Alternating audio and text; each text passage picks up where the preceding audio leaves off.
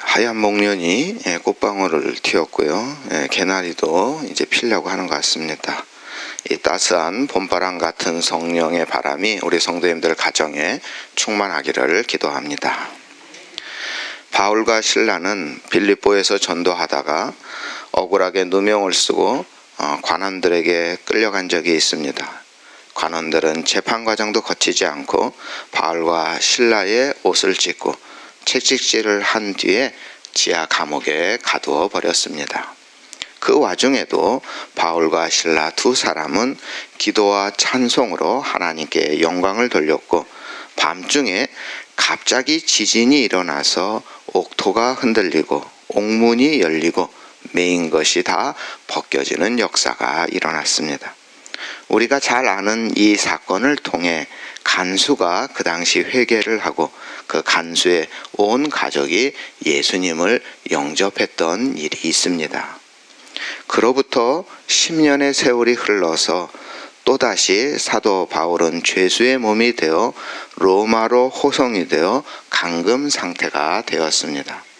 그런데 빌립보 교회 성도들이 감옥에서 고초를 당하고 있는 바울을 염려하고 있다는 사실을 사도 바울이 알게 되었고, 그리고 사도 바울은 오히려 걱정하고 있는 빌립보 교회 성도들을 위로하고 있는데, 그 말씀이 12절 말씀입니다.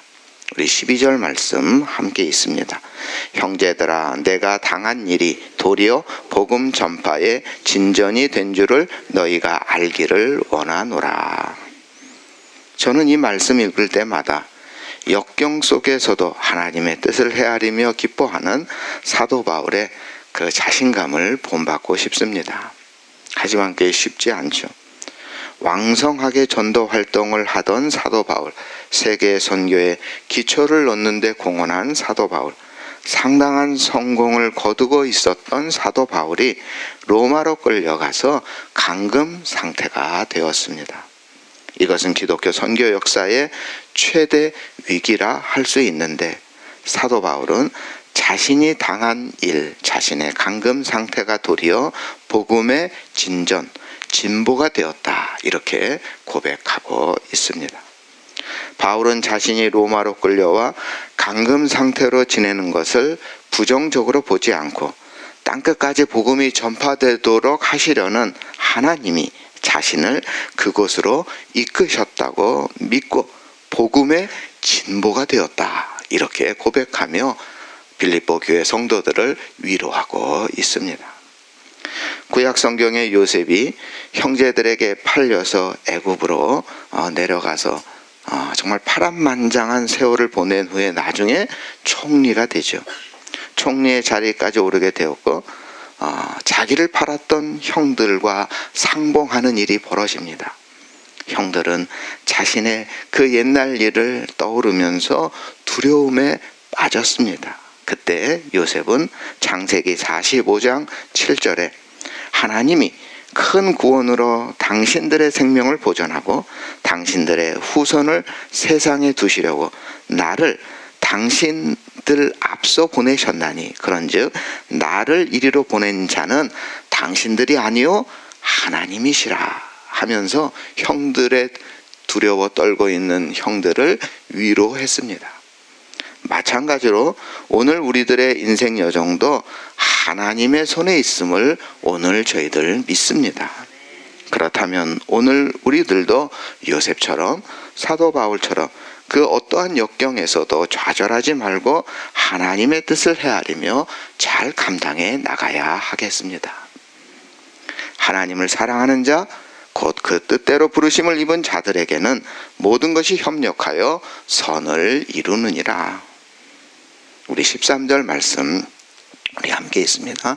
이러므로 나의 매임이 그리스도 안에서 모든 시대 안과 그 밖에 모든 사람에게 나타났으니. 사도 바울이 로마에 붙들려 갔을 때 처음에는 그 지하 감옥에 갇힌 것이 아니고요, 가택 연금을 당했습니다. 그러니까 처음 로마 그 감금 생활은 아마 그나마 견딜만 했던 것 같습니다. 우리 사도행전 28장에 보면 우리가 로마에 들어가니 바울은 자기를 지키는 한 군사와 함께 따로 있게 허락하더라. 바울이 온 이태를 자기 셋집에 유하며 자기에게 오는 사람을 영접하고, 그러니까 일종의 가택연금을 당했고, 사도 바울이 그 집을 나갈 수는 없지만 외부에서 오는 손님은 맞이할 수가 있었던 것이죠. 담대히 하나님 나라를 전파하며 주 예수 그리스도께 관한 것을 가르치되 그 많은 사람이 없었더라. 물론 시간이 갈수록 엄격한 통제를 받았지만 사도 바울은 자기의 그 감금 기회를 선용하여 시위대에 근무하는 자들에게 복음을 전했고, 또 관심을 갖고 찾아오는 자들에게 하나님 나라를 증거했던 것입니다. 오늘 우리들도 무슨 일을 하든지 또 열악한 어떠한 처지에 있든지 주변 사람들에게 그리스도의 복음을 전하는 일에 힘써야 하는 것입니다. 우리 14절 말씀 우리 함께 있습니다. 형제 중 다수가 나의 매임으로 말미암아 주 안에서 신뢰함으로 겁없이 하나님의 말씀을 더욱 담대히 전하게 되었느니라. 아멘. 사도 바울이 갇힌 것이 복음의 진보가 되었다, 이렇게 말하고 있는데, 정말로 그 당시에 그러한 이런 진보의 일이 일어났습니다. 초대교회 많은 성도들이 복음을 전하다가 감옥에 갇힌 바울을 생각하면서 나만 편안히 지낼 수 없지, 우리 사도 바울 선생님이 못다한 전도 사역을 나라도 열심히 해야 하지 않겠는가 하면서 분연이 일어나서 열정을 가지고 복음을 겁없이 복음을 전도하는 일들이 벌어진 것입니다. 마치 축구 경기를 하는데 우리 팀의 제일 잘하는 선수가 부상을 당해. 그래서 여론은 이 팀이 지겠다 이렇게 하는데, 남은 동료 선수들이 우리가 우리 친구 목까지 다 하자 하면서 그냥 한마음 한뜻이 되어서 물불 가리지 않고 열심히 해서 승리를 이루듯이, 사도 바울이 감옥에 갇혔을 때 그 남은 성도들이 열심히 했습니다. 그리고 또 한편 또 신기한 일이 벌어지는데요. 바울을 비판하고 바울을 시기하던 자들이 있었는데, 빌립보 교회에 그들도 바울이 복음을 전할 때는 협조하지 않다가 사도 바울이 감옥에 갇힌 것을 알고부터는 열심히 그리스도를 전파하기 시작했습니다. 바울 없이도 우리가 교회 성장시킬 수 있어, 우리가 바울 없이도 우리가 교회를 부흥시킬 수 있다는 것을 보여주자 하면서 바울을 반대하는 자들도 더 열심히 복음을 전하게 되었습니다. 너무 신기하죠. 바울을 존경하는 사람들도 바울을 반대하는 사람들도 복음을 전하는데 더 힘을 내었던 것입니다. 우리 17절 말씀 우리 함께 있습니다. 그들은 나의 매임에 괴로움을 더하게 할 줄로 생각하여 순수하지 못하게 다툼으로 그리스도를 전파하느니라. 교회 일을 경쟁하듯이 하고 자기의 우월성을 증거하려고 한다면 이는 결코 바람직한 일은 아닙니다. 그런데 그럼에도 불구하고 사도 바울은 어찌되었든 경쟁하듯이 전파되는 것이 다른 것이 아니고 예수 그리스도의 복음이니 기뻐하고 기뻐한다고 고백을 하고 있는 것입니다. 바울은 로마에 호송되어 감금 상태로 여러 해를 지냈는데, 비록 부자유스러운 몸이었지만 시위대 안에서 만나는 사람들에게 하여튼 복음을 열심히 전했습니다.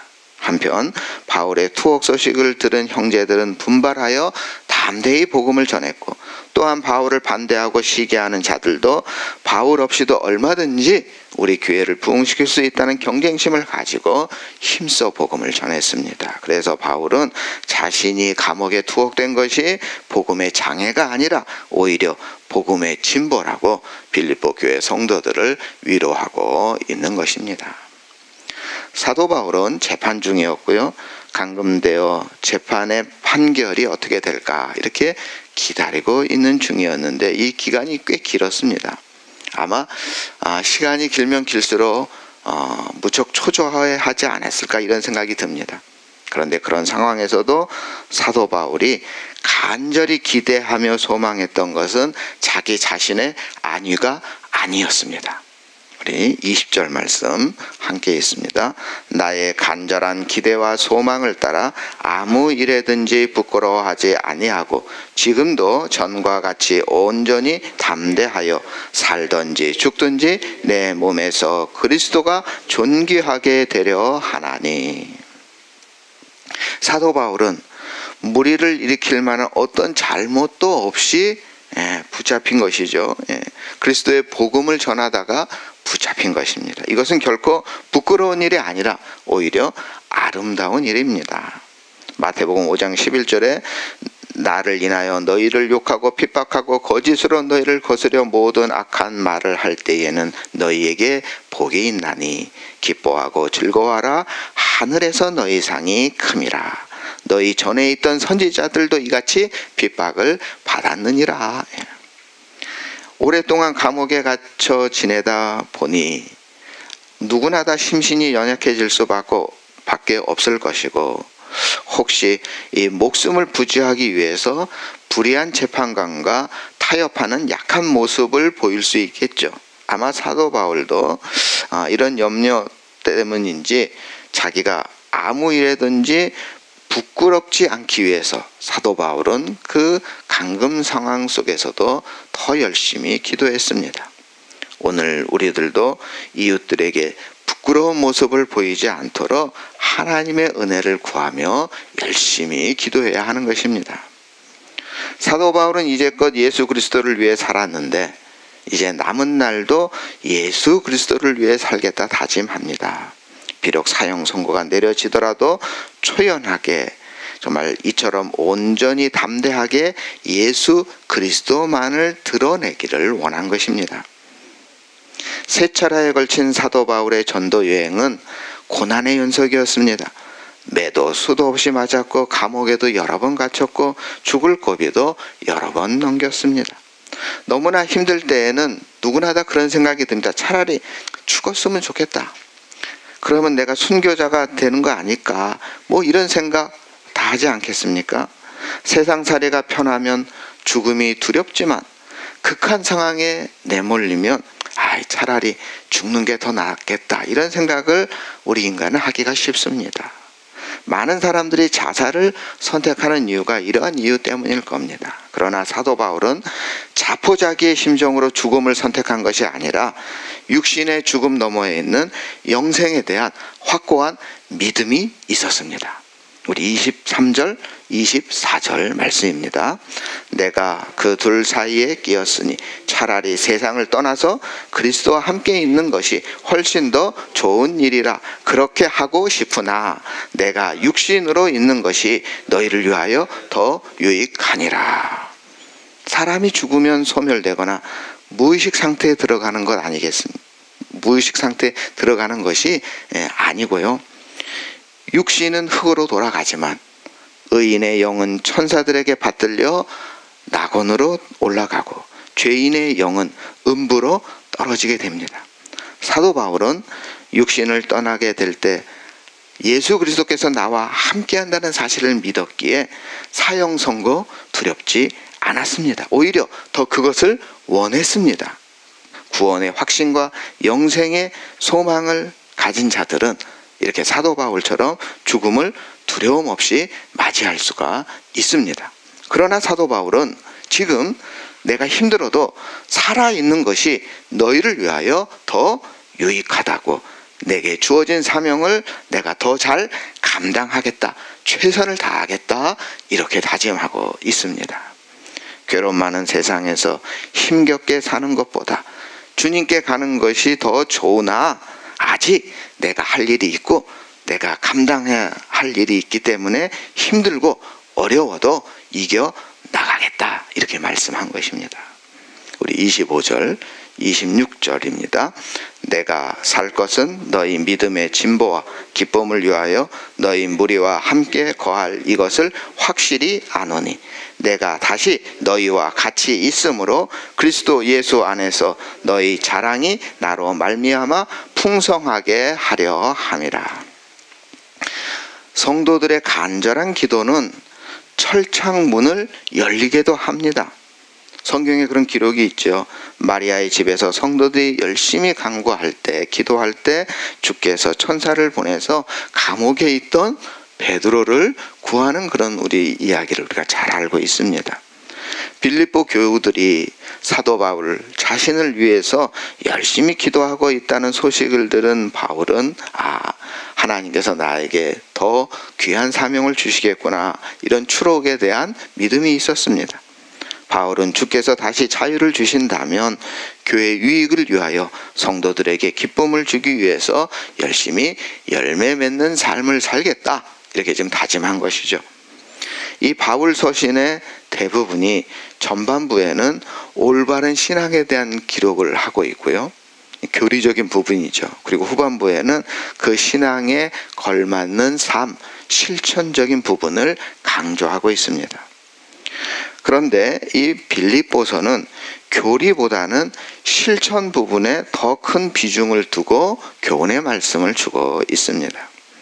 한 나라의 시민이라면 법에서 보장하는 권리를 누리기 위해서 그에 따르는 의무를 준수해야 하듯이, 복음에 참여한 그리스도인들은 천국 시민권을 얻었으니 거기에 걸맞는 삶을 살아야 한다 하는 것을 빌립보서에서 사도 바울은 강조하고 있습니다.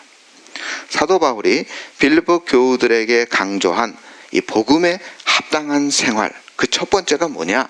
바로 서로 협력하는 것입니다. 우리 27절 말씀, 오직 너희는 그리스도의 복음에 합당하게 생활하라. 이는 내가 너희에게 가보나 떠나 있으나 너희가 한 마음으로 서로 한 뜻으로 복음의 신앙을 위하여 협력하는 것과, 협력을 강조하고 있습니다. 30절에 보면 너희에게도 그와 같은 싸움이 있으니 너희가 내 안에서 본 바요 이제도 내 안에서 듣는 바니라. 교회는 사탄과 전투하는 임무가 있습니다. 교회의 임무 중에 하나가 정말 이 사탄의 관계를 깨부숴야 하는 그런 임무가 있습니다. 그래서 우리 모든 성도들은 사탄의 세력과 맞서 싸워야 하는 그리스도의 군사라 할 수 있습니다. 디모데후서 2장 3절에 내가 그리스도 예수의 좋은 군사로 나와 함께 고난을 받을지니라는 말씀이 있습니다. 영적 싸움에서 승리하려면 어떻게 해야 됩니까? 우선 우리끼리 한마음 한뜻이 되어 협력해야 하는 거 당연한 일입니다. 그런데 오늘 우리 한국교회 현실은 어떻습니까? 정말 사단과의 세력과 싸우는 데 힘쓰는 것이 아니라 정말 한마음 한뜻이 되지 못하고 내분을 일으키는 교회들이 사실 많이 있습니다. 고린도 교회처럼 드러내놓고 분쟁하는 교회들도 있고, 빌립보 교회처럼 사소한 분쟁이 그 내부 안에 계속되는 그런 교회들도 많이 있는 것 같습니다. 복음의 신앙을 위하여 서로 양보하며 한마음이 되어 협력하여 이 사탄과의 싸움에서 승리하는 우리 성도님들 되시기를 바랍니다. 복음에 합당한 생활로 사도 바울이 두 번째 제시한 것은 대적하는 자를 두려워하지 말라 하는 것입니다. 우리 28절입니다. 무슨 일에든지 대적하는 자들 때문에 두려워하지 아니하는 이 일을 듣고자 함이라. 이것이 그들에게는 멸망의 증거요 너희에게는 구원의 증거니 이는 하나님께로부터 난 것이라. 싸움에서 이기는 길은 내부적으로 단결하는 것이죠. 아울러 외부적으로는 그 적이 어떻든지 담대하게 나아가는 것입니다. 그 적의 상대가 아무리 크고 아무리 무섭다, 아무리 위협적이라 해도 두려움을 가진다면 질 수밖에 없죠. 두려운 마음을 갖는다면 아마 싸움도 하기 전에 패배할 것입니다. 우리가 현실적으로는 내 자신이 약해 보이고 내 자신이 보잘것없을지라도 두려움 떨쳐버리고 우리 전능하신 하나님이 내 편이다 하는 이 믿음을 가지고 나아가야 하는 것입니다. 시편 118편에 여호와는 내 편이시라 내게 두려움이 없나니 사람이 내게 어찌할꼬. 우리가 하나님과 화평한 관계라면 반드시 하나님이 우리 편이 되어 우리를 도와주실 것입니다. 마음을 강하게 하고 담대히 하라. 두려워 말며 놀라지 말라. 내가 어디로 가든지 내 하나님 여호와가 너와 함께 하느니라. 두려워 말라. 내가 너와 함께 함이라. 놀라지 말라. 나는 내 하나님이 됨이라. 내가 너를 굳세게 하리라. 참으로 너를 도와주리라. 참으로 나의 의로운 오른손으로 너를 붙들리라. 아멘. 우리는 모두 하나가 되고 단결하여 또 담대하게 두려움 없이 적과 맞서 승리하는 복된 성도님들 되시기를 바랍니다. 복음에 합당한 생활로 세 번째 이 사도 바울이 제시한 것인데요. 29절 말씀입니다. 그리스도를 위하여 너희에게 은혜를 주신 것은 다만 그를 믿을 뿐 아니라 또한 그를 위하여 고난도 받게 하려 하심이라. 그를 위하여 고난도 받게 하려 하심이라. 이 세상에서 고난당하는 것 좋아할 사람이 어디 있겠습니까? 고난은 원치 않지만 하나님은 정금같이 귀하게 쓰실 자녀들에게 때때로 고난을 허락하시기에 우리 성도님들은 고난도 은혜임을 알고 잘 감당하시기를 바랍니다. 빌립보 교우들은 사도 바울이 영적 싸움의 과정에서 수많은 고난을 받고 있었던 사실을 보았고 들었고 잘 알고 있었습니다. 그래서 고난은 경건하게 살기를 원하는 자들에게도 찾아올 수 있다는 사실도 잘 알고 있었습니다. 무릇 그리스도 예수 안에서 경건하게 살고자 하는 자는 핍박을 받으리라. 디모데후서 3장 12절 말씀입니다. 사도행전 14장 22절에도 우리가 하나님 나라에 들어가려면 많은 환난을 겪어야 할 것이라는 말씀이 있습니다. 우리 성도님들도 고난을 두려워하지 마시기 바랍니다. 지금 당면한 어려움으로 낭망할 필요가 없는 것입니다. 부정적인 현실 속에서도 긍정적인 면을 생각했던 또 그 현재의 어려운 고난을 기뻐했던 바울의 안목을 우리도 가져야 하겠습니다. 감금 상태였던 바울, 예수 그리스도를 위하여 죽는 거 두려워하지 않았습니다. 아울러 살아있는 동안 오직 교회의 유익을 위하여 열매를 맺어야겠다고 다짐했습니다. 오늘 우리들도 사도 바울처럼 살든지 죽든지 오직 예수 그리스도를 존귀케 하는 삶으로 나아가야 하겠습니다. 복음에 합당한 생활은 거창한 것이 아닙니다. 우리 성도님들 모두 교회의 화평을 위해서 서로 협력하시고 사탄의 세력을 분별하여 담대하게 맞서 싸우시고 그 어떤 고난도 잘 감당하며 나아가시기를 주님의 이름으로 축원합니다.